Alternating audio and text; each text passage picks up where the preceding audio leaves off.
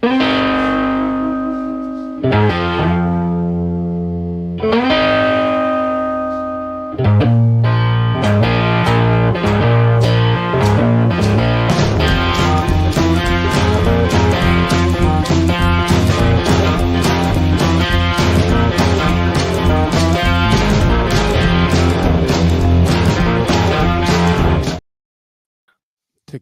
it's time to rock. Welcome to the channel, folks. Welcome to what is it, Brad? The number one channel.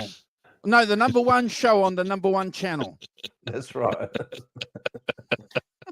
Well, you're the one that's made up the slogan, Andrew. You know, TikTok, it's time to rock. The number one show on the number one channel. You should get a job in radio with that. We've left a whole lot of people on the other stream.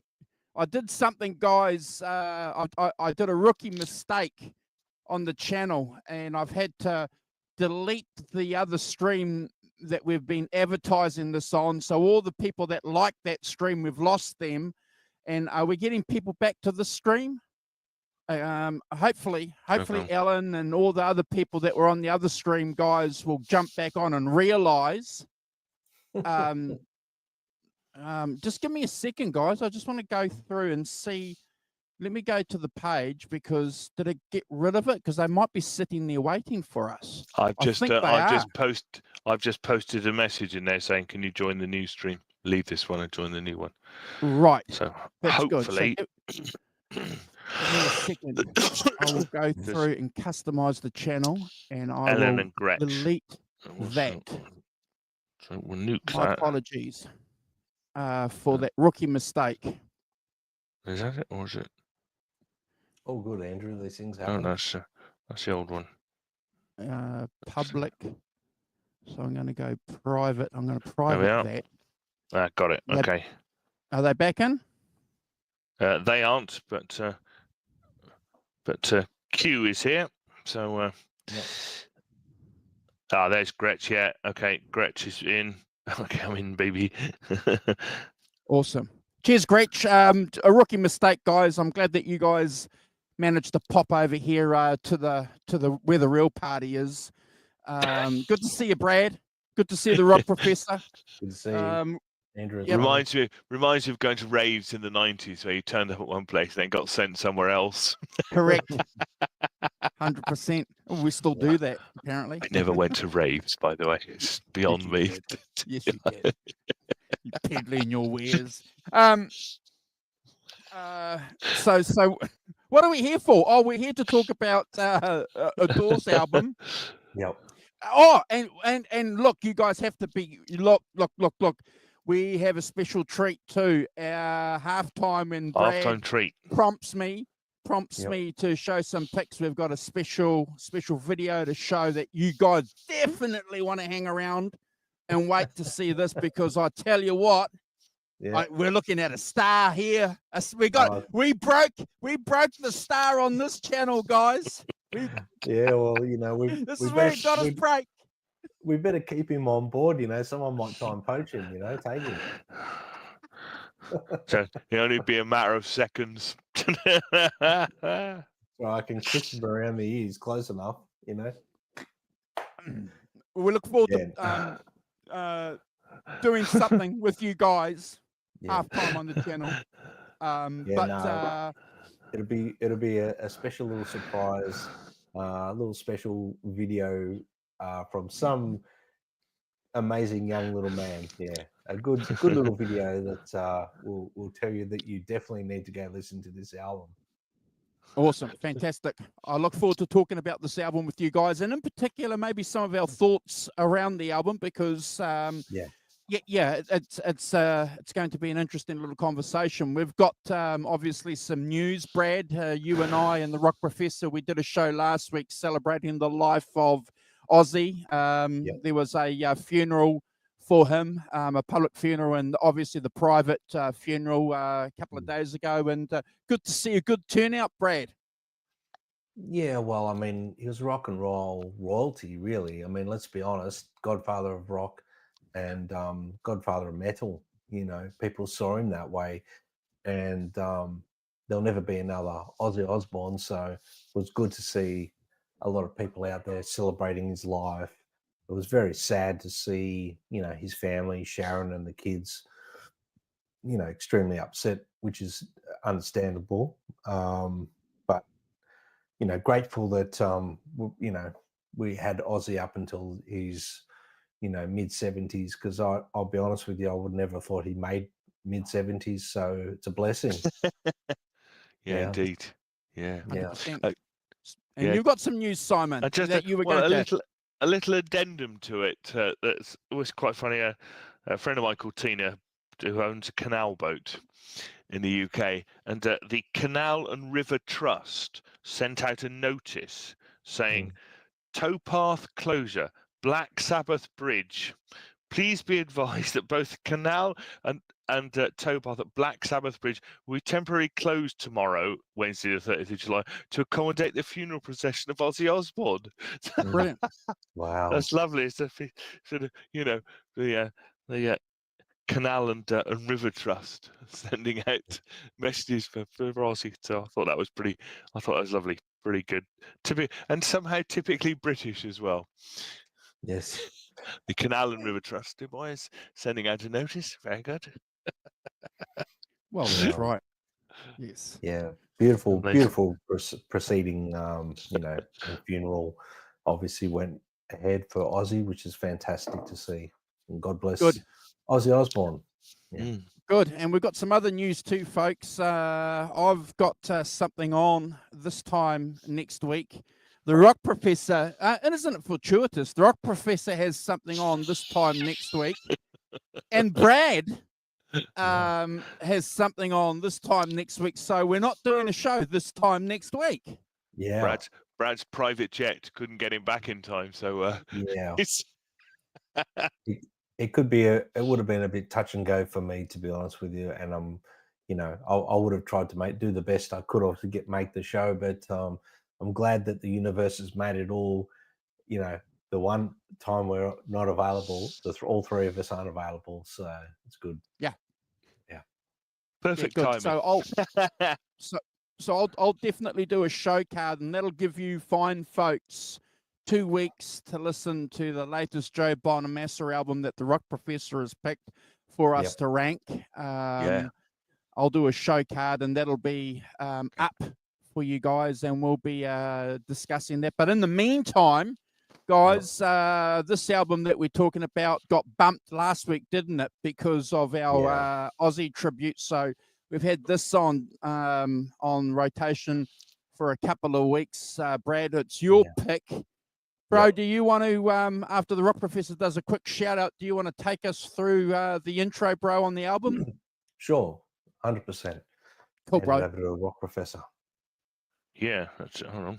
Right, there we are. So we should say good morning to Q as well. Quentin, hope you're all right, mate. He's going through a bit of medical issues at the moment, so with his thyroid. So well, it's he's ongoing, and but it's worse than it should be. So we hope you're all right, Q. We hope you get better soon, mate. And the hospitals of America do their stuff on you. We've got Mission RD100. Good morning, Mission. Gretch as well. Got Gretch and Ellen, I think. Yes, and Ellen, yes, they both made it from the other stream, so that's good. So good morning to you both. And yeah, that's everybody who's commented so far. Fantastic. So good morning to everyone. Yeah. Beautiful. Good to see everyone here. And today, guys, and everyone in the chat, ladies and gents, we're doing the Doors album, The Soft Parade. I decided on this album because I had it on a couple of weeks ago, or a few weeks ago now, in the car, and I was like, I don't think we've done this on the channel, and I think it's a really important album for the Doors. It certainly changed things direction a little bit for the band. It gave them one massive big hit out of the album, but it's a you know, it's a controversial album, and it certainly changed the direction for the band. It was released in July '69 on Elektra Records label, and produced by Paul A. Rothschild, who was their long-time producer, and engineered by Bruce Botnick. I guess a bit of a background. The Doors, obviously being an influential American rock band, the first 3 albums, The Doors, Strange Days, and Waiting for the Sun, they produced singles and elevated, obviously, Jim Morrison to a countercultural icon status. Waiting for the Sun reached number 1 on the Billboard charts. The single Hello, I Love You became the second US 1 single. And they toured heavily, performing major venues like Madison Square Garden and the Hollywood Bowl. But obviously, with all that going on behind the scenes, there was a bit of tension rising within the band. Jim Morrison was struggling with alcoholism, fame, fatigue, and increased distancing himself from being a rock frontman. He became obsessed with poetry and film, neglecting the film process. Robbie Krieger, he took more of an active role in the songwriting to fill the creative vacuum, and the band were exhausted. They'd used a lot of, or the most of, Jim Morrison's lyric back catalogue for Waiting for the Sun album. So they really had no clear creative direction for this album when they started. They had a few finished songs. Producer Paul A. Rothschild pushed for a new sonic path, encouraging a bit of orchestration, horns, strings, and experimentation. So the recording process, there was a bit of a timeline here. There was an early session in March 1968, and they finished Easy Ride and I think Wild Child were the early recordings. The main recording session commenced in July 1968 to January 1969, and they used the Elektra Sound Recording Studio in Hollywood. I guess Jim Morrison was increasingly erratic during this recording session, and according to Bruce Botnick, the engineer, Morrison was disengaged. He said, in quote, "It was like pulling teeth getting Jim into it." Paul Rothschild fueled, by substance and perfection. When I say substance, we all know what we're talking about there. He pushed the band into exhaustion, doing retakes and micromanagement of the band, which obviously became taxing on the band. Well, Jack Holzman, the Elektra head of Elektra Records, warned Rothschild that it was grinding the band into the ground. So there was that's a bit of a, what should I say, a taxing point for this recording session. Orchestration by Paul Harris, who was big part of the the sound, the layered sound that was done, which was tracked after the main tracks were done. Curtis Amy, a respected jazz saxophonist, performed the solo on Touch Me. Harvey Brooks and Doug Lubman played most of the bass. The Doors never had they never had a full-time bass player, and live, Ray Manzarek covered a lot of the bass parts on his Fender Rhodes. He had a pedal, didn't he? He had a pedal, yeah, bass pedal. And on a bass keyboard, basically. So he used to play the bass with the top hand and the main parts with his bottom hand. The Sock Parade cost $80,000 to produce, which was 8 times the budget of their first album. And really, that's a lot of money in that sort of day and age to record an album. The Sock Parade, sonically, it's adventurous, and it's a complete change of direction for the band. With bringing the orchestration, the horns, the strings, and the classical arrangements. It was very uncommon for Doors in their earlier work to have any of that in there. Obviously, they stuck to that psychedelic rock, but it incorporated a bit of jazz, bit of funk, and some country, as you will get into when we get into the track rankings. Krieger wrote most of the orchestral pop orientated tracks, and Morrison contributed to the darker, more introspective or surreal songs. The result is a very stylistically split album, in my opinion. Despite the criticism, of the direction the band went in, the Sock Parade album performed reasonably well commercially, although it fell short, on what the success of the previous albums did. I think it peaked at number 6 on the Billboard charts. In the UK, it didn't really chart that well, but the single Touch Me got to number 3. It was one of their biggest hits that they ever did actually perform and record. Wishful Sinful, Tell All the People, and Run and Blue didn't do fantastic. They were, 44 on the charts or below. So the initial reception of the album, the press, we don't like to usually talk about the press, but I think it's important because it's a big part of this record and the controversial nature of this record. The press did accuse the band of selling out, and they said it's like Rolling Stone called it a pale, shadow of their early work. But when you look at it later reappraisal of the album, many see the album as a bold artistic experiment with standout moments. Touch Me, Wild Child, Sock Parade have been reevaluated in a really positive nature. And, it's funny how time makes an album become a masterpiece, in my opinion. So, I still consider this album not the Doors' most amazing moment, but it's still a very important album. And to understand the evolution of the Doors, this album is a big part of that. So obviously, guys, I don't know if you guys have got anything you want to add to that, but that's pretty much all I had for the little intro header of this album. If I've missed anything, please jump in. No, I don't think so, Brad. Not particularly. I covered all the bases. I've got stuff I've got written down for the background for it. I think it's important to say that the rock press in '68 was really coming into its own in terms of album coverage, band coverage, and things. And it was getting serious. It hadn't really been serious before this. And then with things like Rolling Stone, clearly Cream and other magazines, serious rock magazines that we saw certainly in the early '70s here in the NME. But this is where it all started. And their serious appraisal of rock bands as artists, of albums as art, as important artistic statements, as reflections of the times. That this is where it starts. And I think that it's important to remember that when you look at their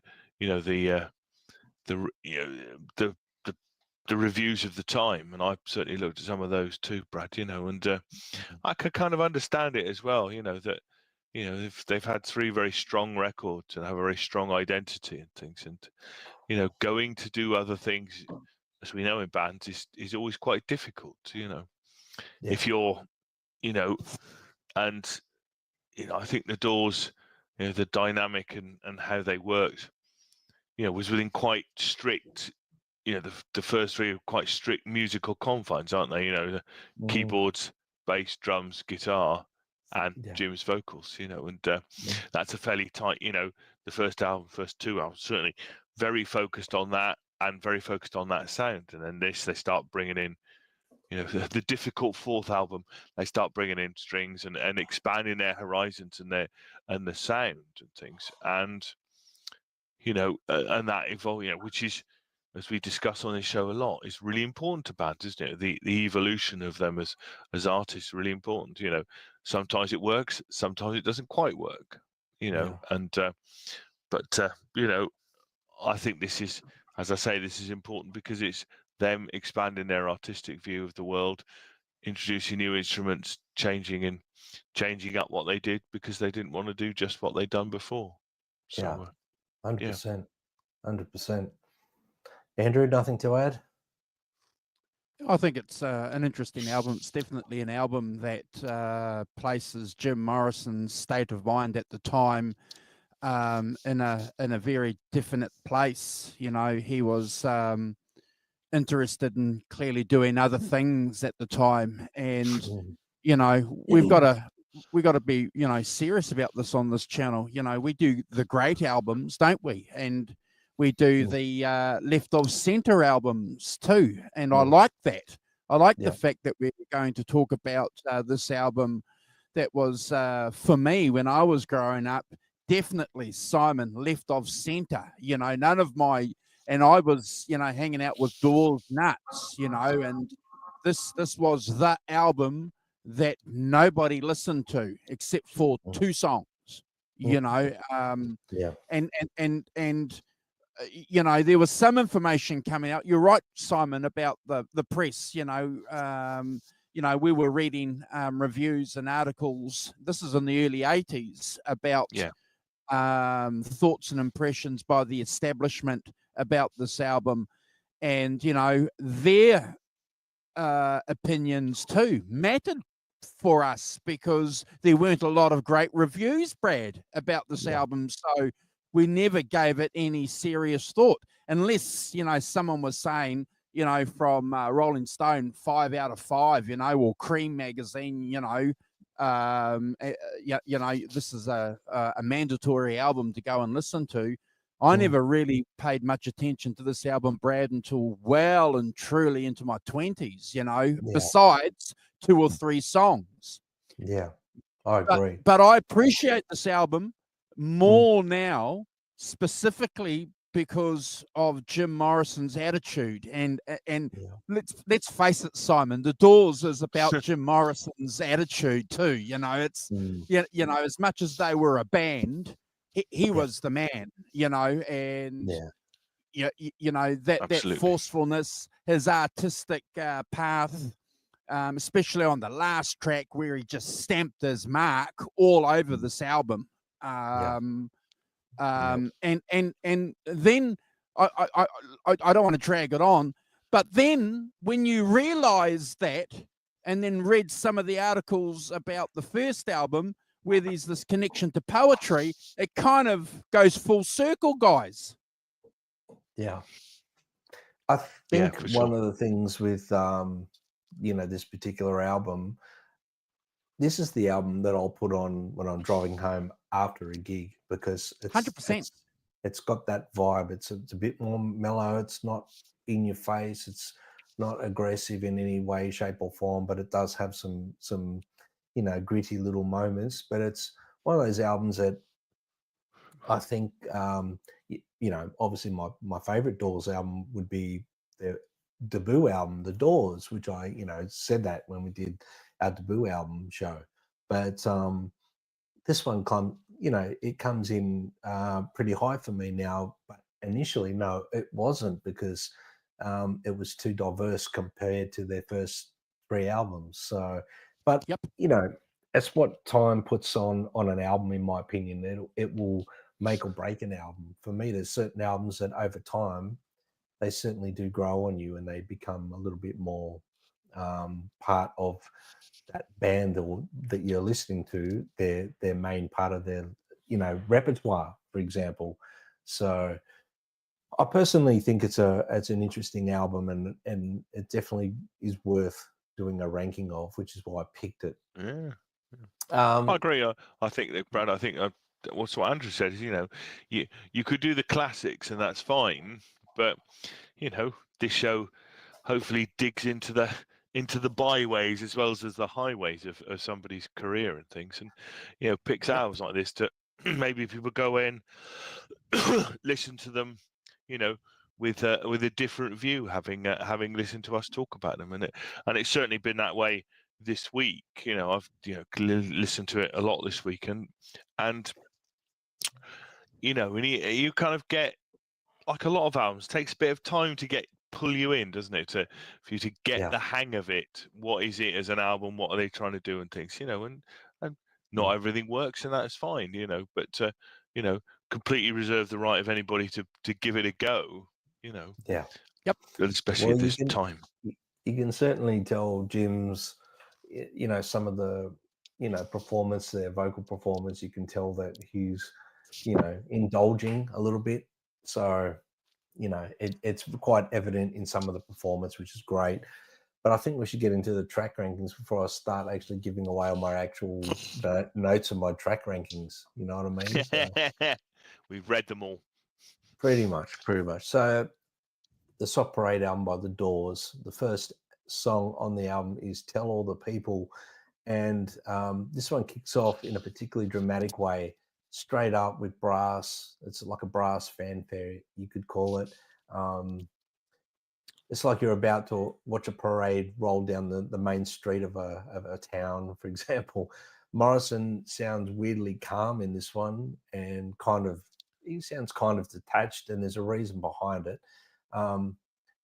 He's not really buying what he's singing, and that makes a bit of sense because Robbie wrote one line in it, "Get your guns," and I think it was a pretty controversial thing for Morrison. Initially, he refused to sing it, and the reason he said that was because he was arguing it sounded like a violent incitement, and the disagreement actually led to, quite a major change in the band, which was abandoning collective songwriting credits.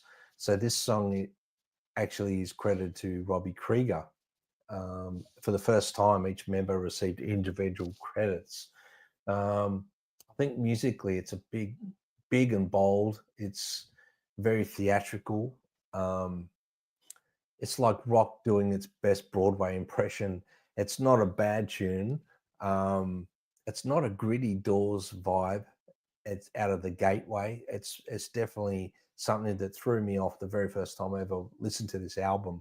But I did actually, listen to this quite a bit back in the day when I first got into the Doors, and especially in the last 2 weeks, I've really paid close attention to the performances on this album. And the key moments for me, although Jim was slightly detached from the words he was singing, I love the sound of his voice, the tone, especially the outro singing. I mean, he's really giving everything he's got vocally right at the end. So I think that was the professional side of Jim coming in, going, well, I've just got to do what's got to be done. And he did the job. I don't think Jim was was as big a monster as made out in movies and whatnot. I think he was, he had his opinion on that, but as a collective, he did his job in the band as a band member.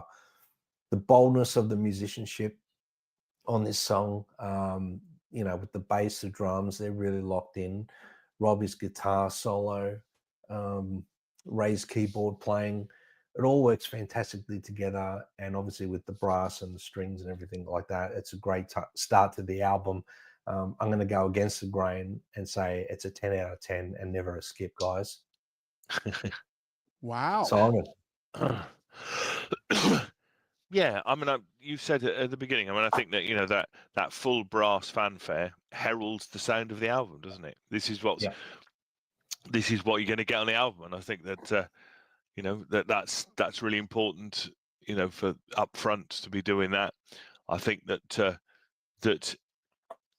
it has got the thing. So I think that the verse, where Morrison starts off and he starts crooning, and he's definitely got his crooning head on, and then he just later on in the verse he pushes it a bit harder. So I think he's still making an effort here, even if even if it's not his song. I've done myself. I read that as well. This line about get your guns, and you think, really, Jim? Are you really? Yeah, it's like all the controversy you stirred up on the first album and all sorts of, it implied, of course, but you think, really, is it? Oh, well, okay, fine. I thought it's from this distance, it's a long way away. You think, I don't quite understand that really as a thing, I mean, as a man who liked to stir up controversy, let's be fair, in as many different ways as possible. I thought that was a bit slight. I don't know. I felt slightly disingenuous. Like, come on, Jim, stop messing. After the stuff you sung about in the previous 3 albums, one slightly feels that objecting to that is a sort of, as you say, because didn't have any part in the writing process, feeling a bit feeling a bit grumpy about it or something. You know, I've got something to complain about, and it's going to be that. Yeah. So I think the horns are the interesting bit. I think it has that telltale Doors melody song. It's definitely good song, and I think that Robbie Krieger's that soloing alongside the vocals thing that becomes a bit of a theme. I made a note of it quite a lot on this record. It's not the guitar is not really out on its own, but it kind of solos with the vocals and kind of intermeshes. And that seems to be a sort of a dual relationship on this album to be quite a lot. I gave it 8.5 out of 10, but it's not a skip for sure. No. It's Andrew. Awesome. Yeah, cheers, mate. Brad, not surprised, bro. You gave it a 10 out of 10. Yes. I'm not surprised. No, yeah. I'm not. I did like do my surprised face, but look, as I said to you guys in the intro, when I first heard this album back in the day, when you put this track on and you've been rocking out to every other album, Simon, that they've produced, including their live album, the two live, which are just one of the, two of the greatest live recordings ever. And then you listen to this, Brad, it's like, what's going on here? The horns. And it sounds like Jim is over here somewhere. What's he doing? Is there any meaning to what we're hearing, Simon? Is there some kind of, it was kind of spooked us because we weren't prepared for it. And you got to remember, what does a 13, 14-year-old know about rock and roll? Some people might say, what does a 50-something year old know about rock and roll? But it was definitely an interesting song. And Brad, I said to you before when I started, after listening to it for a long time and appreciating where the Doors were coming from and where Jim wanted to go with this, it's certainly it's given it a point. I would have opened the album up with this song. I've given this an 8 out of 10, guys. But as you said, definitely a manifesto of where the album is going, at least sonically with the music, Simon. Oh, definitely, absolutely. Yeah. You're not going to be surprised. Following through with the other tracks. So 8 out of 10, Brad, and never a skip, bro. Yeah, awesome. I think we're on the right path. I'm pretty, I guess, I'm a bit biased. I love the Doors, so I can't help it. But another point which I've left off, guys, and I don't want to keep concluding and recapping on a song after we finish, but something that it was something that was very apparent to me when I was listening to it this week in particular. Jim's, he was right into the crooners like Frank Sinatra and all that. So I think that's why he put his all into this, even though he wasn't feeling connected with the lyrics. He still gave it that treatment, which I think he did a fantastic job on. If you think about it, Brad, if you're going to be a crooner, to have strings and brass on tracks is much more in keeping with that vocal mode, isn't it, as well? Exactly. And let's not forget, Robbie Krieger wrote the majority of Light My Fire, which was their biggest hit. So we're not dissing Robbie Krieger's writing either. So no, not at all. Second track on the album, which was this is the hit, Touch Me. I mean, it's one of their biggest hits. Everybody's heard this one. It's got strings, it's got horns, it's got a smooth saxophone solo at the end. It's totally catchy. It's kind of croonerish. Robbie originally called it Hit Me, like blackjack, hit me, hit me, hit me, with another card, so to speak.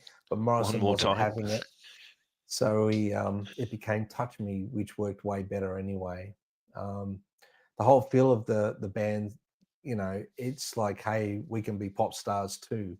It's slick, it's polished, it's romantic.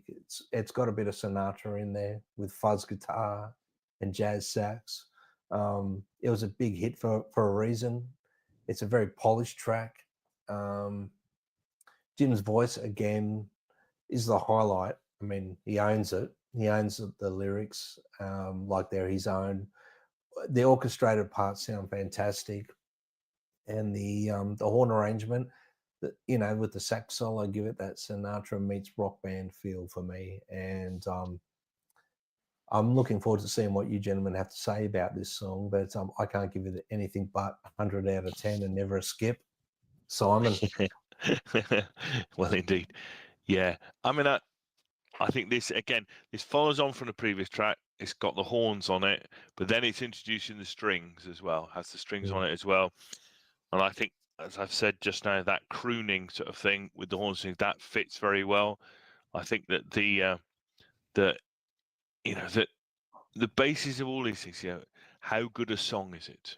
You know, how memorable a song it is. And the answer is it's really memorable, which is why it was a hit and why, you know, it's, you know, we'll get into this, but why it's, you know, it's one of the best tracks on the album, because it has, as you say, it has the brass things, it has hot strings, it has a dynamic, you know, where they back 1 minute it drop down to the bass drums and the keys, you know, great singing, you know, it's got the words have some meaning to them.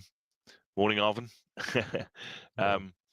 And you know, it's got some harpsichord stuff on it. You know, there's typical 60s record. There's a lot going on in 3 minutes 12 seconds, you know, of music, and that dynamic and that change, and the bringing in the sax solo at the end, not a guitar solo, not a keyboard solo, I think is you know, a important development, which I think this makes it an important song in the Doors catalogue for those reasons. And I think that you know, I might give it a 10 out of 10 and never a skip. I think it's, you know, as I say, for me, the standout short track on the album for sure, and proves why it was a hit and why we remember it now from being a thing.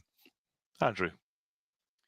Yeah, cheers, guys. And I want to back up the Rock Professor there and do a shout out to Arvin. Thank you, bro, for joining us. And Alan, thank you too for ranking the tracks along with us.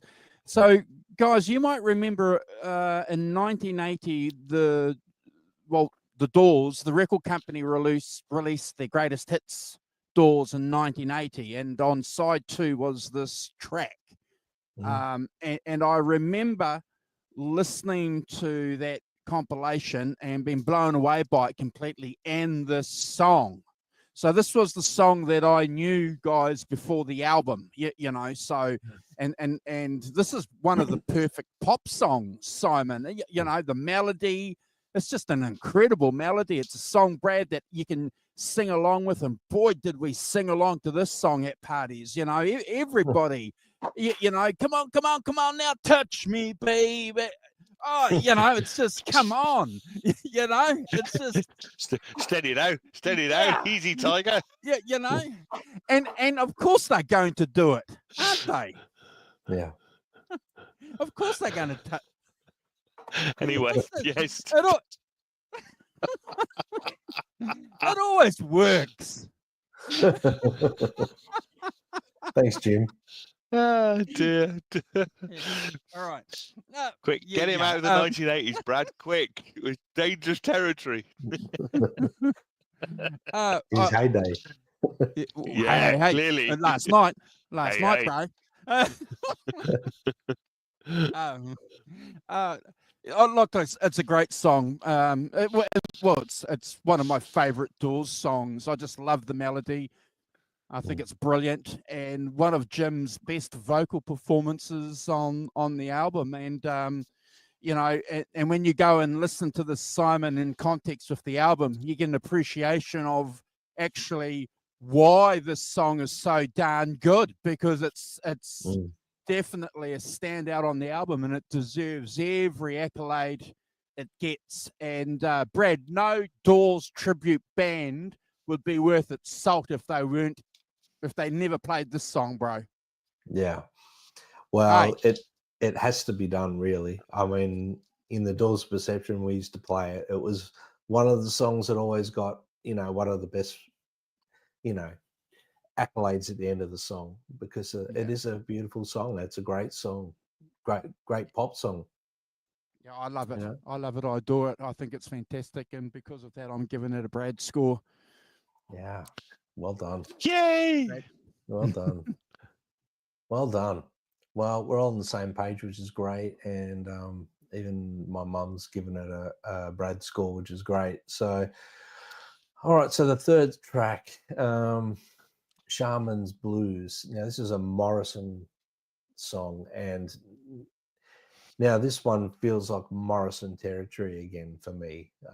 It's weird, it's moody, it's got that hypnotic riff with those cryptic lyrics. It sounds like, you know, he's tapping into some shaman poet vibe, blending bitterness of mysticism. Morrison blends Native American shamanistic imagery with self, you know, referential disillusionment. And this one's an underrated Morrison song, in my opinion. It's bleak, it's strange, it's layered in metaphor. Lyrically and sonically, it's more in line with something off Strange Days. It could have been possibly something that was left over from that. It's definitely a deep cut. It's 100%, you know, a Morrison lyrically written song. It's got some wonderful fuzz, you know, guitar playing from Robbie Krieger.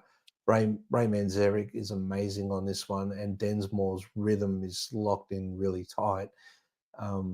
This shows off the band really stepping back to, you know, Waiting for the Sun album, or, you know, their first album in particular.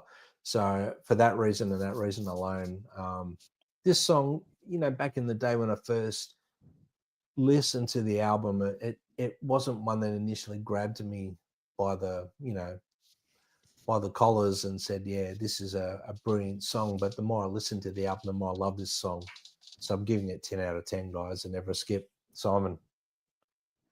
Yeah, it's an interesting sort of minor thing, isn't it? As you say, harking back a bit to you know, there'd be just no strings and no horns on this, bit of harpsichord, but mainly it's the organ, guitar, bass, and drums. You know, the axis of classic Doors thing, and interesting kind of slide playing as well by Robbie Krieger. Slide shadowing the vocals, and sort of almost like sort of counter melody. A slide is a very singing way of playing the guitar, and playing certainly sort of counter melodies to Jim singing, underneath Jim singing. You know, with the slide, I think is an interesting thing to sing. And as you say, that kind of darker Jim Morrison, you know, in the lyrics, and kind of you know, you can see there's some stuff going on. You know, did you stop it to consider how it will feel? Cold, grinding, grizzly bear jaws hot on your heels. Do you often stop and whisper, it's Saturday's shore, the whole world's a savior, who could ever, ever, ever ask for more? Yeah, it's fantastic. You know, and you know, and you could see there's a lot of introspection there about, you know, maybe fame and where he is at that particular moment and what's expected of him. And I know he went through this a lot, didn't he? It was this sort of that was the two sides of Jim Morrison. You know, I like to be a rock god, but I don't like to be a rock god. Yeah. And I think that, you know, some of the lyrics are really good in that. And you know, clearly that shaman sort of thing, you know, he kind of aspired into that world a bit, doesn't he? The spiritual bit and that thing, the Native American shaman thing. So yeah, you know, but Classics, I gave this a 9 out of 10, but never a skip. Andrew. Thanks, guys. I appreciate listening to what you guys have to say, because you've just given me some interesting things. One of the things that I'd like to share with you guys about this song, Brad, it's the longest song on side 1 too, which happens to be a Jim Morrison song. So yeah, just a little thought there. But you know, when I was listening to this, Simon and Brad, I'd like to get your thought. Am I on the right track here? Musically, I was sort of thinking this is going down the kind of Grateful Dead kind of track on musically, not lyrically, but musically. I'm hearing bits of the Grateful Dead, and that if if I am on the right track, there wouldn't be surprising at all, given the time frame. But I'm glad that you guys spoke about where Jim was going lyrically with his poetry, because clearly what Jim Morrison wanted to do right from the word go was bring in this idea of re-enchantment, and the role of a poet and the poet's role in society, before rock and roll, what the poet was, going back to the poets we were talking about them last week, Simon, Verlaine and Arthur Rimbaud, and what they were trying to do as poets, and bring in this idea of enchantment in people's lives. And I got that lyrically from listening to this track from Jim Morrison, and because of that, it's definitely worth a point. Brad would have given it about maybe 7.5, 8, but I'm giving it a 9, because I think it's a serious song from Jim. I was going to say George Harrison, from Jim Morrison. All these names in my head. Yeah. That's what happens. It's definitely a serious song from Jim's perspective, and I like that. So it's 9 out of 10. Do you guys mind if I eat my cheesecake live with you? Go for it, mate. Go for it. Just mute while you're chewing, please. No problem. Do you mind if I eat my cheesecake? Yes, we do. I'll show you. It's even got chocolate on it. See? Oh, wow. Look at that. I'm hungry. Chocolate. See, it's not even bloody breakfast time here, and they're eating cheesecake. Oh dear. Stop that now. Guys, we're up to Do It, which is a Morrison and Robbie Krieger written song. It's driven by a repetitive blues riff and punchy drumming from John Densmore. This one has more of a rough demo-like quality. I mean, there's minimal overdubs on it. The lyrics, to me, it sounds like it encourages action through blunt mantras like "listen to the children."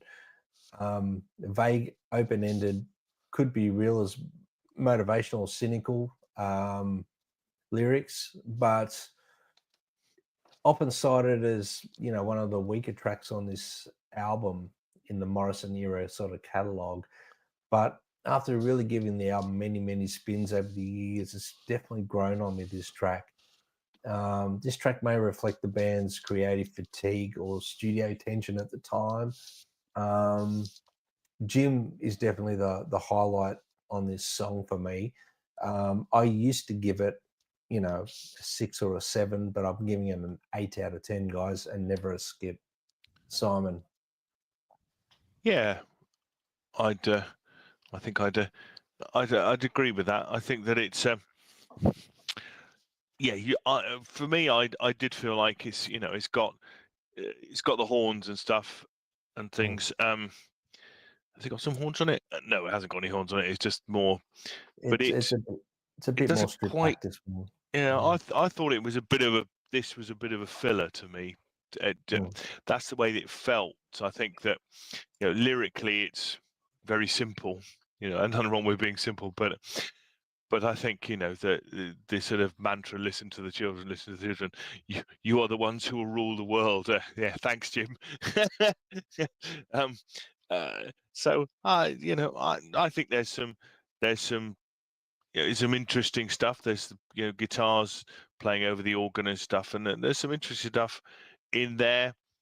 And the beginning with that sort of vocal chanting in the very distance before they come in with that sort of manic laugh and the organ and the bass, the drums come in.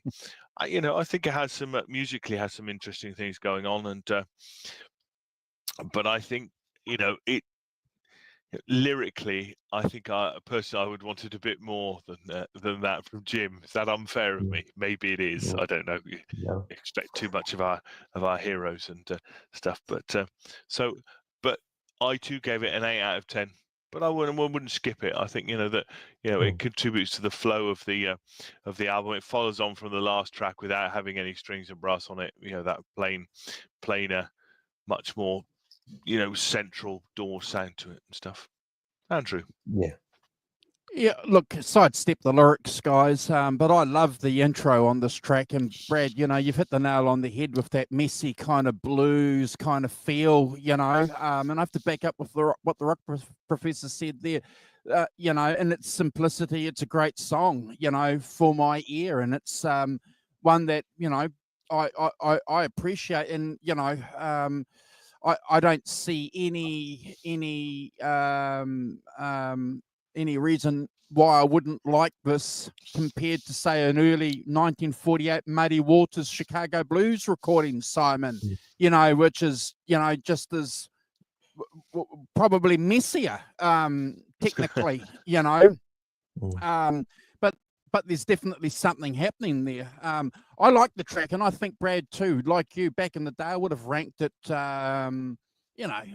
maybe 5 or 6, but I've given it a 9 out of 10. I just like that simple, messy kind of, and if it's whacked together in the studio as a filler, Simon, jeepers,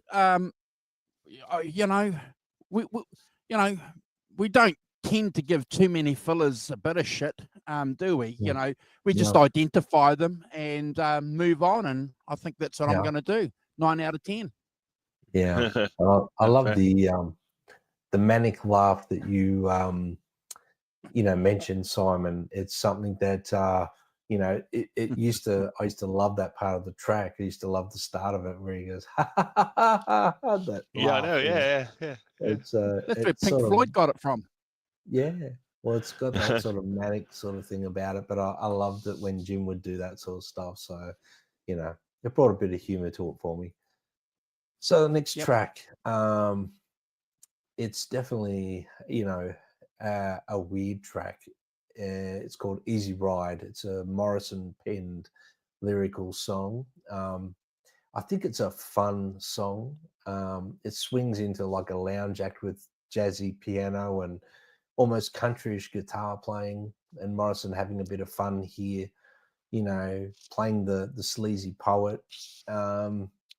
It's short, sarcastic, and maybe a parody of a romantic sort of pop song. Really doesn't sound like a Doors track, really. Let's be honest. It's more like a stoned, sarcastic musical theater number. I think it was one of those songs that they wrote, as a album filler, maybe to end the side one. They needed a short song to finish it. It's not an essential number, for the Doors, but it fits on the album. It's a good filler, but it fits. Like, this is the end of side A, and it's a good ender for side A, in my opinion.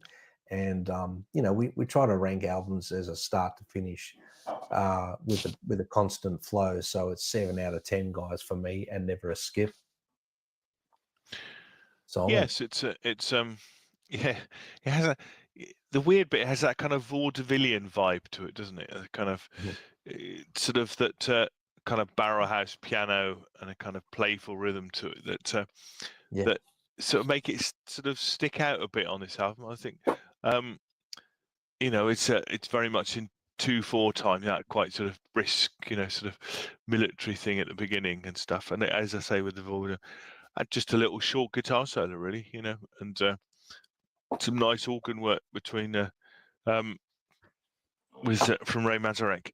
I mean, apparently the title Easy Rider is an allusion to the popular film Easy Rider, which was a contemporary of this record. So it's you can see, but again, it's got more interesting lyrics than that. I'm a great one for wandering off and looking at the lyrics and stuff, and it has some really interesting lyrics, I think, in it that more interesting than the last one, that I think makes it I'm a great one for that they're very good at the instrumentation stuff, and and songs and melodies and things, But you need to have Jim to be on his mark to write some cool stuff, and I think this has got some cool stuff on it. I give it 8 out of 10 and never a skip. Andrew.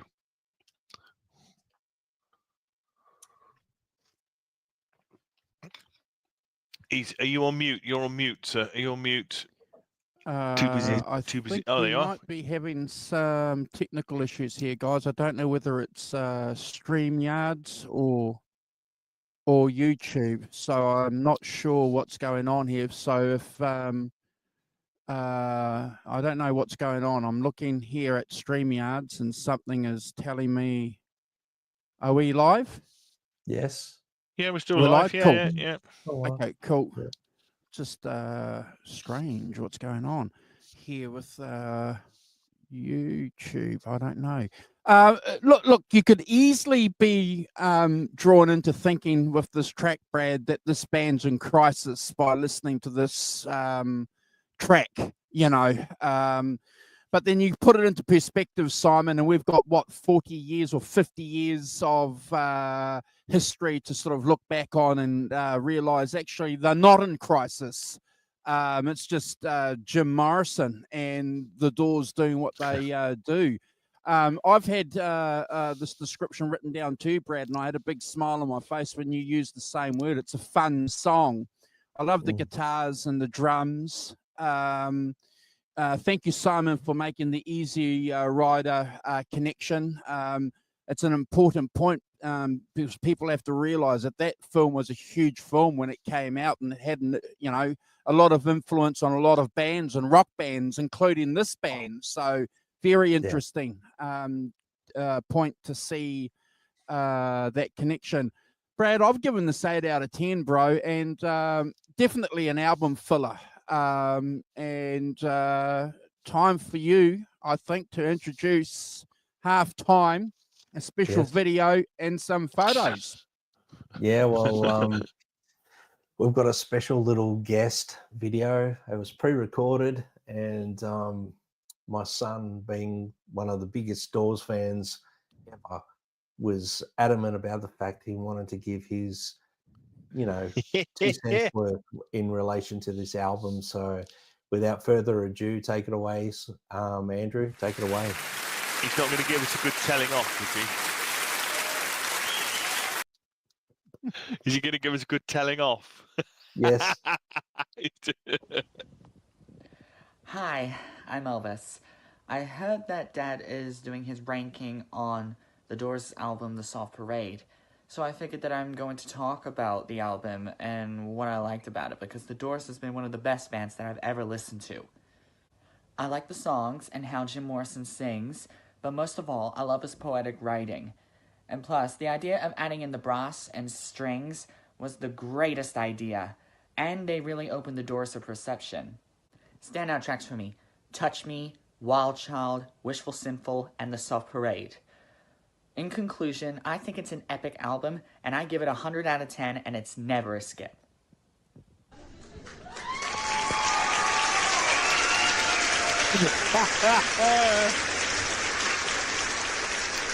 Brilliant. I think we've lost our jobs. That's good work. That's fantastic. I think he's going to take over. He's going to take over our jobs, guys. Well done. Yes. Well, you see, now we can do my theory, which is this week the part of Brad Cook will be played by Elvis Cook, you see. You see? You hand it on to the next generation. I'm very proud of him for doing that. Oh, well done. He did a fantastic job. Brilliant. I love how he even did the 100 out of 10 and never escaped it. Yeah. Tell him he can't come on. Clearly too good for No, I'm not going to let him on yet. Can't let him on yet because he'll take over the internet. Might embarrass us, yes. Give him a hug, bro. Fantastic. From us for that. Yeah. And well done. And ask him if he's okay with us to do a little bit more with that video and get back to us, bro. But Elvis, if you're watching this on replay, thank you very much. Outstanding video. Well done. Top Really marks. good. Yeah, That was all done in one take too, guys. He just did it. I know. One Yeah, take, yeah, just did it. edited it up and threw it at me. Yeah. I went, "Oh, well done." So thanks, Andrew, for showing that. That was great. Yeah, Some pics. I don't know how do you follow that, guys? It's hard to follow that. Let's do some pics. Well, yeah. Oh, Yeah. oh, hold on. Here we go. Oh. Here's the pics.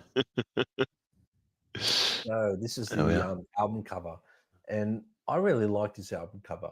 It's got a real retro vibe to it. That real late 60s, sorry, early 70s vibe.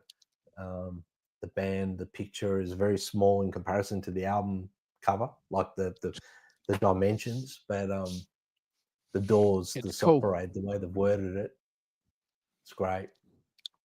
Yeah, definitely Great cool pictures. cover. That's the inner part of the record, which I think is very fitting to the album. It's interesting they put that distance there with Robbie Krieger over to the right, left, right. What's my right? It's on my right anyway. So I don't know if that's intentional or what, but yeah. Cool It's picture. intentional in retrospect, Brad. Yeah, like a lot of it things. is. Yeah, and the back of the cover, which they use that Yeah. artwork quite a lot for videos, later on. Yep. Which is 100%. post some great, advertising for the I believe that's them filming Wild Child when they were recording it, which is there's some great footage of them Yep. recording in this period when they were recording Wild Child, and I really encourage everyone to go back and listen to the anniversary releases of this on Spotify, which has got some stripped back versions without the brass and some outtakes and stuff, which is really good. But this is all just publicity stuff, which I thought was very cool Yeah. and great to show. But like I said, guys, it's hard to follow Elvis and talk about photos after his brilliant little video. But yeah, Well, it's history is going to determine that this day on this channel, 1 hour and 2 minutes into the show, Elvis Cook Killed it. unleashed it. himself onto the world. Unleashed. It's his little I'm encouraging him to do more stuff like that, So Yeah. it doesn't take much, it's just a little push and he's off. He goes for it. So but no, Brilliant. he was adamant about the fact he wanted to join, like to do a little video and get us to play it. So I said, yeah, of course. So thank you, Andrew. Yes. for We're allowing in. that. Yeah. Lovely. That's lovely. It's fantastic. Yeah. So guys, now we get a little bit serious now because side 2 is pretty cool in my opinion. Starts off with a wonderful song, Wild Child. It's one of the few non-orchestrated sort of songs. It's really just a guitar-driven bluesy rocker. Robbie Krieger's blues riff, John Densmore's sharp snare work carries the track. It's raw, it's stripped down, it's got minimal overdubs. I love the way they bring this song in. I think Robbie Krieger really highlights his bluesy slide. Incredible playing, really, when you think about it and have a good listen to what he's actually doing. It's got surrealistic and cryptic sort of lyrics, possibly written about Morrison's lover Pamela or about Morrison himself. It's hard to work out what the song's about. Maybe someone does know and they can put it in the comments section here after the video or whatever. I think this is the Doors playing the blues. And I know, Jim Morrison was a big blues fan and he loved early blues music and so did Robbie Krieger. And I think they just embraced it. I love John Densmore's drumming on this. His syncopation is incredible. He's got a really jazz feel across everything he does anyway, but he really plays outstanding on this track. Ray obviously is amazing as well, but as a total track and a total package, I think this is one of the highlights on the album. It feels like something they held off from an earlier session. It was recorded early in the process, from my understanding. So it could have been a song that tagged along from the previous album that they completed, and they said, "Oh, let's put this one on the next album." One of the more classic sounding Doors tracks to me, bluesy, primal, full of Morrison's magnetism. It's a strong fan favorite, and it's definitely one of my favorites and it's my favorite on the album. So I've given it 100 out of 10, guys, and never a skip. Simon. Yes, interesting. Yeah, and strong opener to side 2, as you say. Back to the basic Doors sound, the Doors blues sound, kind of thing, with none of the horns and none of the strings that open side 1. So definite contrast there with side 1 and side 2. You say basically drums and guitar driven song. It's not a huge amount of keyboards on it. Yeah, and I think that the slide again is one of the main instruments against the vocals. That kind of shadowing of the slide of the slide with the lead vocals. I think again it's kind of an interesting musical thing that they do on this record, of the whole of it. But and also I think that the theme of children being the future kind of returns to the what's it in is it, yeah, do it, and it's listen to the children, you're the ones who will rule the world. There's a kind of bit of a return to the theme of that in the lyrics of this. But it has a great kind of the verses are pretty short. The bridge is the meat of it, I think, in this song. It's only just over 2 minutes long. So yeah, again, packing a lot into it and stuff. So I think really good gritty blues based opener to side 2, and I gave it 8.5 out of 10. Andrew.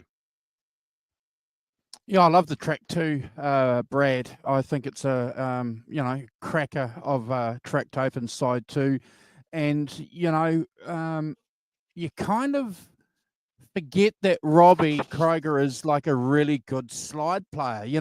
Moonlight Drive, for example. We get a bit, but.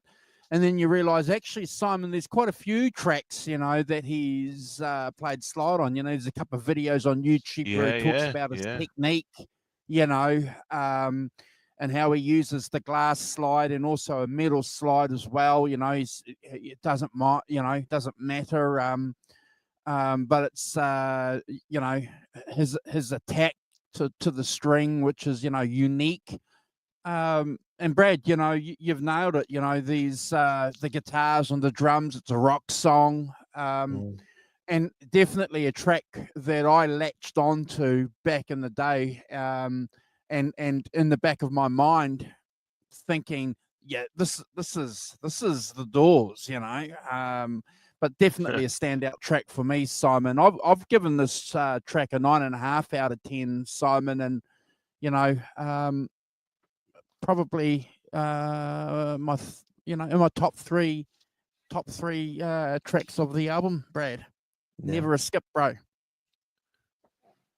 Awesome.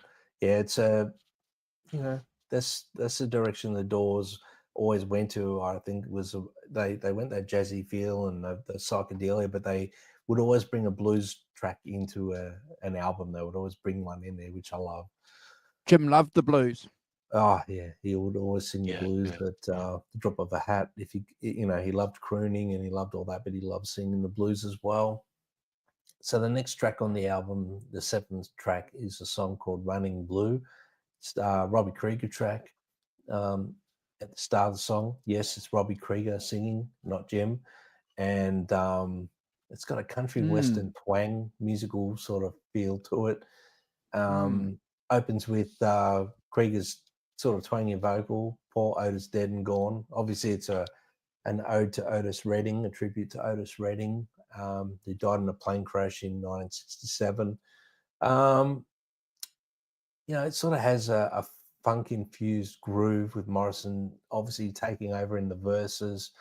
The lyrics are heartfelt, but the musical sort of theme or feel of it undercuts the message maybe a little bit. I think it's a stylistic sort of mashup of country, soul, funk, jazz colliding in a really less than cohesive fashion, really. It's one of the most diverse tracks on the album, I think. It's daring in ambition. It's a little awkward in execution. On all accounts, Morrison reported he disliked it, especially the country intro vibe. Maybe that's why he didn't sing it. Maybe that's why Krieger sang it. I don't know. But I've given it a 7 out of 10, guys, and never a skip. Simon. Yeah, it's sort of, as you said, it's a tribute to Otis Redding, and yet it has this kind of bluegrass section in it, which I couldn't really equate too much to Otis Redding particularly, but no. As you say, it's the oddity of the album, isn't it? It's like you've decided to have strings and you decide to have horns on things. I mean, I think the horns work fine on here. They're quite sort of Memphis horn-like, and that that works as the musical tribute to Otis Redding and what he did. But the bluegrass section just seemed to be more gratuitous than that. Kind of, oh look, I've got this bluegrass section. Oh, let's put it in there, and I didn't feel like it worked very well myself. It's and so as I say, I think that the band stuff, the guitars, and I think the horn section, that all works, and that's fine. If you took out the bluegrass section, you might have a shorter but slightly a more cohesive song. I think that the bluegrass stuff with the caller vocals at the end and stuff and the violin to end just seemed to be that thing where I've got a bit that I would like to do something with, and where do I stick it, kind of thing, and moving it around. So I too only gave it a 7 out of 10.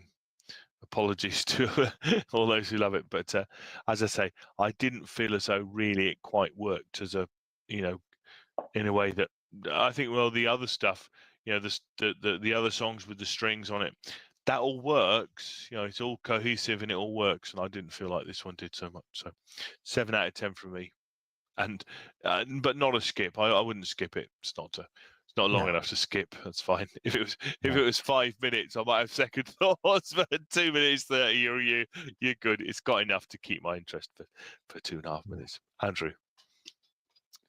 Yeah, I don't like it at all. I never have. I think it's one of the worst tracks that the Doors have ever recorded. And the reason why I say that, guys, is because it's just fake. It's not what the Doors are. You guys have mentioned it. You can get away with horns because that fits in, and that fits in with Morrison's vocal style that we've just spent 5 songs talking about. But this country thing that some bands were doing at that time, we're doing whole albums like that, or at least one, or Beggar's Banquet and Let It Bleed, from the Stones, 69. Half the album was rock country. You could argue.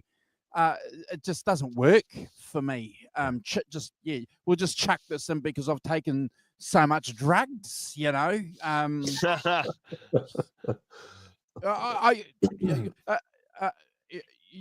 mean that seriously, guys. What was the producer doing?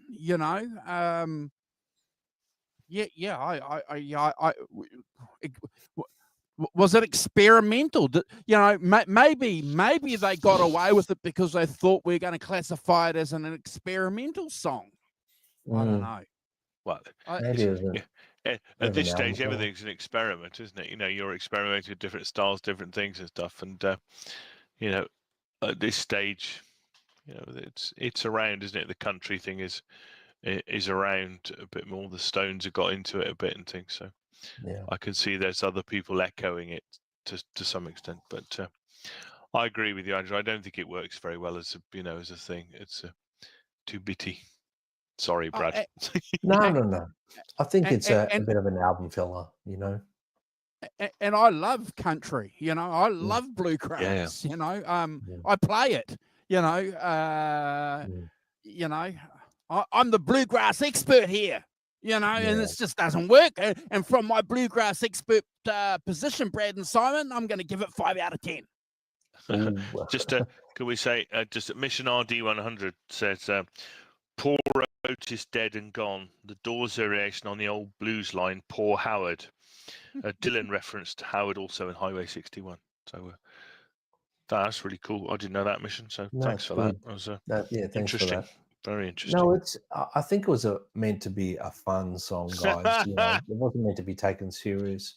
But you know, look, at the end of the day, we ranked it how we did. So it's, you know, that is how it is. Ellen's failed her music critic exam and has to go back and retake it because she gave it a 9.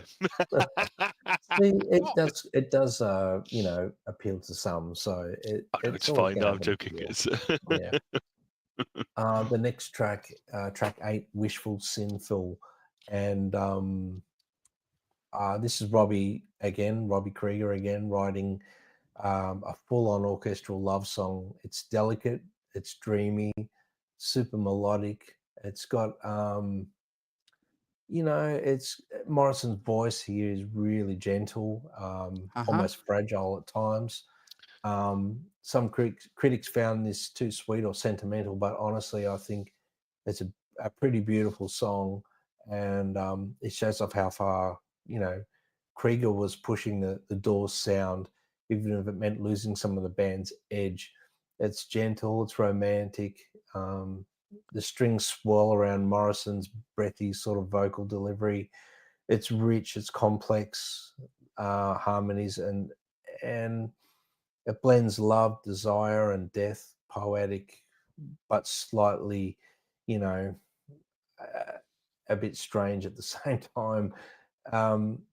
It's a lush, beautiful song. Krieger's most elegant contribution to the album, in my opinion. While some found it overly sentimental, you know, I think it showcases Morrison's range as a singer as well, the delicate and tender side of his persona. I gave this one a 10 out of 10, guys. I think it's an epic song. It's almost a masterpiece.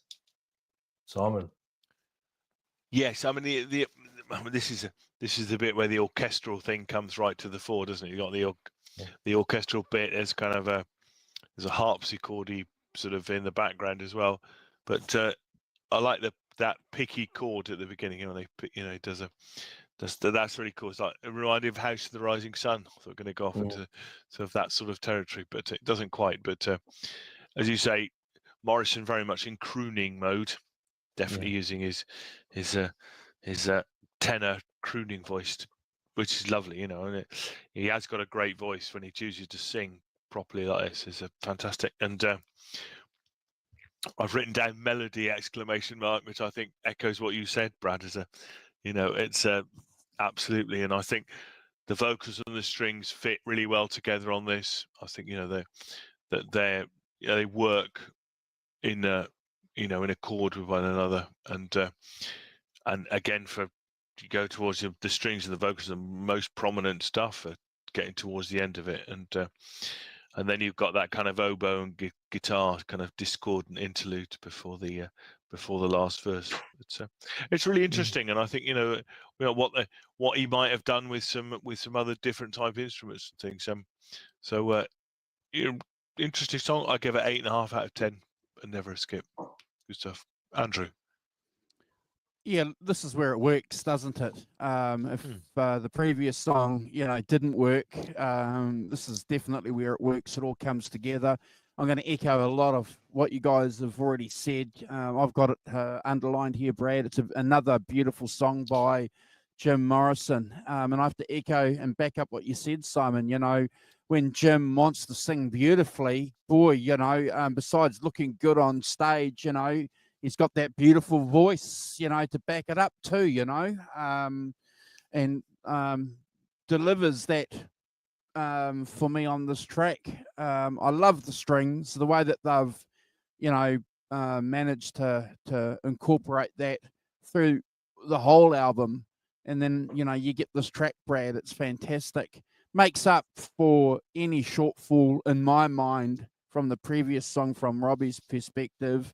I've given this a 10 out of 10 too, Brad. I think it's just an incredible song. And one thing I want to say, we talk about Jim Morrison being a poet with words and having beauty with words. He can be a poet with his vocals and come across and sing beautifully as well, just with his vocals. And he does that on this track. Yeah, awesome. So we come to the final track on the album, guys, and it's the title track of the album called "The Soft Parade," and this is, I guess you would call it like the big finale, the centerpiece of the album. Morrison is most theatrical. It opens with that famous line, he screams like a preacher having a breakdown, and there's twists and turns in multiple sections, spoken word, funky jams, poetic monologues, spiritual desperation. It's chaotic, intense, beautiful, and messy all at once. It starts off with that spoken word sermon. It sounds like Morrison is mocking a preacher, and then it involves, into that multiple part, blending jazz, funk, lounge music, and psychedelic rock together. And then it shifts rhythms and tonalities throughout the whole song. And it ends on like that sort of vamping, typical Doors style song that you would expect from them, with that sort of vamping organ thing and the riff just is hypnotic.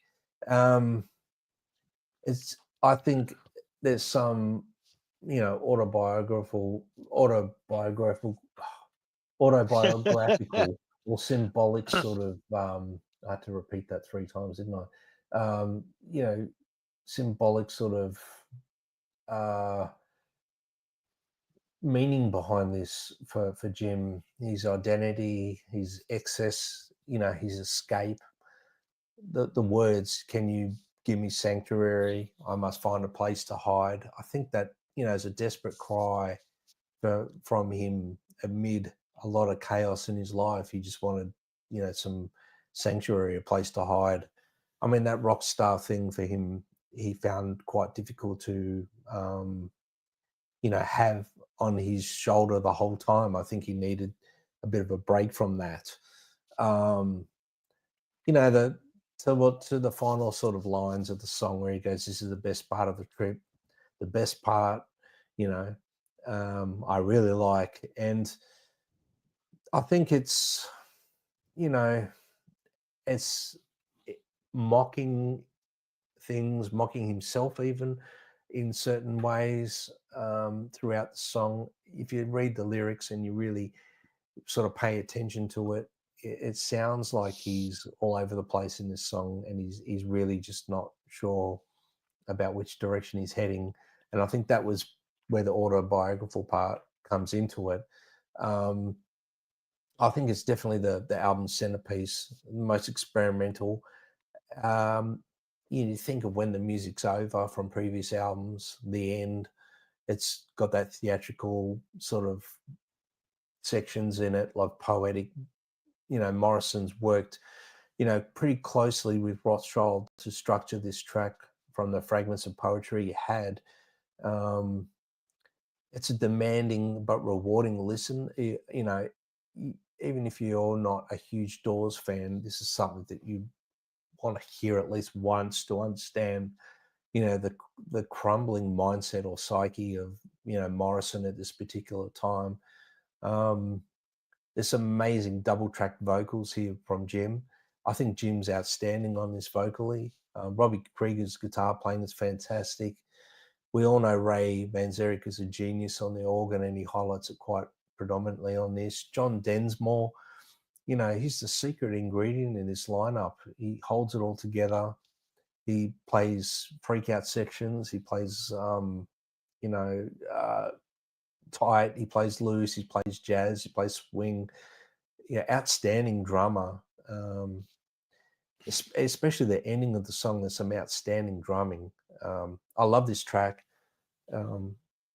you know, as Jim sings, I'm glad to be part of this number. I'm glad that we're ranking this album and we had the chance to rank this song.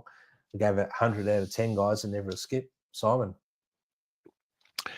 Yes, I mean, I agree. I think this is the outstanding track on the album. This is the Doors really getting their mojo back. If I, you know, getting into those long tracks, you know, like when the music's over and the end and things, and really drawing you in with the sort of the musical drama, drawing you in with the lyrical, you know, sweeps and changes, and you know the turns of phrase that only Jim seemed to be able to do. You know, that make this the final track, the most epic on the album. Apparently they Rothschild and Jim went through his poetry books, took bits out of his poetry books, and was it over 100 takes? Apparently, it took a long time to put together.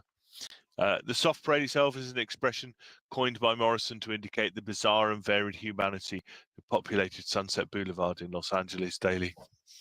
And, you know, the lyrics express the need, pursuit for sanctuary, escape, and pleasure from his point of view. So interesting, you know, and that, as you say, that thing at the beginning with this sort of with the revivalist preacher, you cannot petition the Lord with prayer. You know, it's sort of shouted out in a very kind of, you know, declamatory style that he has. But when he gets into the main part of the song, you know, starting with the harpsichord bit at the beginning, then there's that funky section with the bass and drums, and as you say, the double track vocals really interesting, isn't it? It gives his voice a completely different sort of timbre. It's hardly recognizable as in. So I was thinking, is that Jim? Well, it is, but yeah, it's very interesting that. And really a really cool effect as well. I think, you know, you know, then as you said, the swinging, the crooning sections as well with this kind of tinkly, you know, doing the Riders on the Storm kind of tinkly keyboard stuff. But you know, there's lots of, you know, dynamic use of instruments dropping in and out, vocals, you know, vocals over sparse backing, people coming in and very much back into that psychedelic, hypnotic backing as well.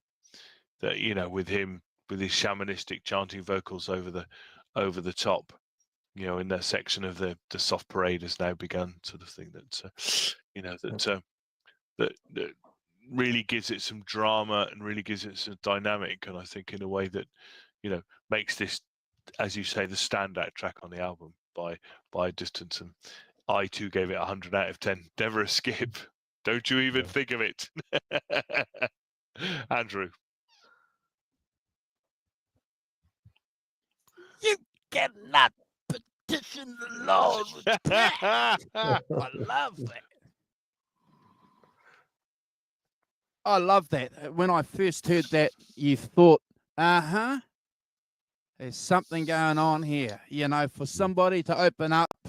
And, you know, kind of reminded me a lot of what Mick Jagger used to do. You know how Mick Jagger used to put on a character behind some of his vocals? You know, Jim Morrison could do that as well. Remember that album, American Prayer, that came out, which is just like full of, you know, go and listen to, you know, and that's brilliant. And and so you kind of put this track into perspective when you're listening to American Prayer, and you know, I just think the guy's incredible. You know, you guys have said it all. Brad, I have to agree with you. You know, go and check this out. I like the fact, bro, that you've linked it to the final tracks on their other albums being incredible, going back to their first album, you know, which is what the Doors are all about. This long song, Simon, of going down, you know, a highway, but we're stopping off and we're going to go down this byway as well. You know, we're going to go down this little cobbled lane for a couple of minutes, you know, or for a couple of seconds. Maybe just have a look.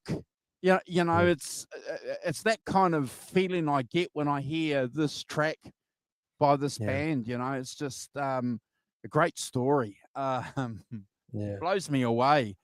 And you know, the times that we've listened to this over the years, good times and bad times, high times and low times. You know, I've had my share. Yes. You know, Yeah. yeah. It's just an incredible song. I have to agree with you, Brad. I think this is, you know, there are three tracks on this album that are standouts, and this is, you know, up there with two other tracks. And I'm glad just for this track, bro, you know, that we're talking about it. Go and listen to it. Listen to what my colleagues have said. They've offered more of an analysis, and get blown away. Yeah, it's Brad really score. interesting. It's really, really interesting album, and this song in particular to listen to with headphones on, because you start to hear the separated vocal lines. Oh, It's really cool. And my son picks them all out. He knows them all, like which is which and what, you know. And there's parts of it where it's going, you know, too late, it's too late. All these lyrical contents are coming through. And my favorite part of it is definitely when it comes in. This is the trip. This is the best part of the trip. That's like Doors of the first album. It's like they've gone full circle back to that. It's 100%. It's like that vamping. I love it. Yeah, well done, bro. I was going to pick that out, Brad. That previous bit is catacombs, nursery bones, winter women, growing stones, carrying babies to the river, streets and shoes, avenues, like all that internal rhymes, letter writers selling news. The monk bought lunch. It's like, whoa, you know, and then it's, haha, he bought a little. Yes, he did. Whoa, this is the best part of the trip. It's like, you know, you've got that very poetic kind of, you know, stanza. And then you've got this much more kind of conversational thing about, you know, that you used to do, you know, breaking off into that conversation. Fantastic juxtaposition between the two styles. Morrison's two styles are brilliant. And I love, you know, Andrew, you did mention something about how Jim used to go into like character mode, like Mick Jagger would for certain songs. I totally agree with that comment, because this here in particular, because the start of the song, he's you know, portraying a character. It's not him, it's somebody else. It's very cool how he used to do that a lot. He used to do it in a lot of songs, not just this one in particular. But anyway, guys, I'm glad we got through this record. It's a short record. It only goes for 33 minutes or 34 minutes, which brings it back to Simon's point. You know, a good record's a short record. So, you know, it falls within that category. But I think the records of this time, you know, they would do 8, 9 songs or 10 songs. 35 minutes. Thank you very much. That's right. You know, that's a good record done. Next album. But I think it's a you know, in conclusion, I think it's a pretty important album for the Doors. You know, when you consider the first 3 albums and then this one, they sort of shifted gears a little bit. And then obviously with the albums that followed, they were able to be fairly creative as well. But then obviously with LA Woman, they went back to their blues and their original 100%. sort of vibe, I reckon. So they sort of came full circle through experimentation. And it's just a tragedy, really, that they never got to do anything past LA Woman with Jim Morrison, because that is, you know, I could see, you know, Jim was never going to live a long life. You could always tell that when you sort of, you know, I first discovered the Doors and understanding the type of person that Jim was. He was always going to die young. He wasn't going to be one of these people that lived to 100. But anyway, I'm really grateful we got through this record, and thank you for letting me pick this one, guys. No problem. I look forward to doing some of the live albums that they've done, Simon, as well. You know, we need to look at a live She Cried, maybe, or the 2 live albums, Simon. Yep. Great band, great album. Sorry for interrupting, Simon. And also American Prayer. We've got to have to put that down on That's a long one. Just in case you Well, run maybe out. Just in case you run out of albums. No, we definitely will rank it, Andrew. I think it's got a lot of good moments in. Yeah, absolutely. That Yeah. And That's worth some I, serious talk. Absolutely. and I do encourage everyone, if you're at least half a Doors fan, to go and listen to that. It's an album that was put together with Jim Morrison's poetry, spoken poetry, and the Doors put music behind it. So it's very cool. It's very cool. Yeah, it is really good. Yeah. Yes. So is there we everybody are, in? Then let the ceremony begin. Yeah. And I tell you what. Oh no, we'll save that for the show. Yeah, man. Yeah, man. Oh. Yeah. Thanks, Brad. Thanks for picking the album, bro. We're going to get the Rock Professor to do a shout out.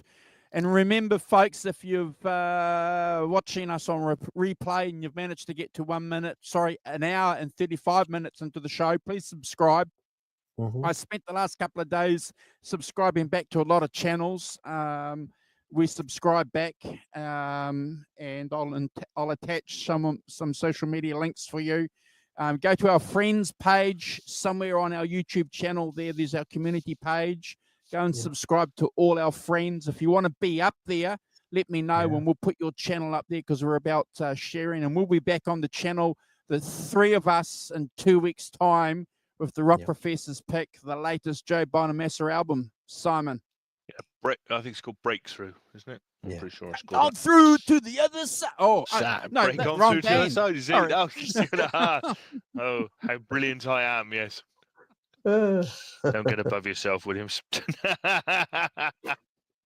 As a little aside, go and check out the album cover. It's pretty cool. It's kind of Dream Theater-ish, Brad. You know how Dream Theater have those kind of albums with windows and doors and sort of, serene. It's a pretty cool album cover. Yeah. It all goes back to the Doors, though, doesn't it? Oh yeah. Windows and doors. Yeah. All right. Right. So we should say thanks to Ellen as well. Great stuff, Ellen. In spite of your rock critic exam, you have to retake, but I think you've passed with scores. So fantastic work as ever. Mission RD 100. Great to see you, and thanks for some useful comments as well. That's really good. Arvin as well. Nice to see you, Arvin. Hope you're good. Who else? We've got Gretch as well. 5150. We had Q at the beginning. Quentin. We hope you're all right, Quentin. I hope you're on the up, mate. I think that's everyone who made comments, but we had 10 people watching, so thanks everyone, and we'll see you in 2 weeks' time when we finish messing about with Mr. Bonamassa. Yeah. Take care. Looking forward to it. Yeah. Thanks, Elvis Cook. Yes. Thank you, Elvis. Oh, and Elvis, yes, of course, with his fantastic critical interlude. Yeah, you're not coming on. You're too good. No, he's gonna take all of our jobs. Good man. Fantastic. Hi, I'm Elvis. I heard that Dad is doing his ranking on the Doors album, The Soft Parade. So I figured that I'm going to talk about the album and what I liked about it, because the Doors has been one of the best bands that I've ever listened to. I like the songs and how Jim Morrison sings, but most of all, I love his poetic writing. And plus, the idea of adding in the brass and strings was the greatest idea, and they really opened the doors of perception. Standout tracks for me: Touch Me, Wild Child, Wishful Sinful, and The Soft Parade. In conclusion, I think it's an epic album, and I give it 100 out of 10, and it's never a skip.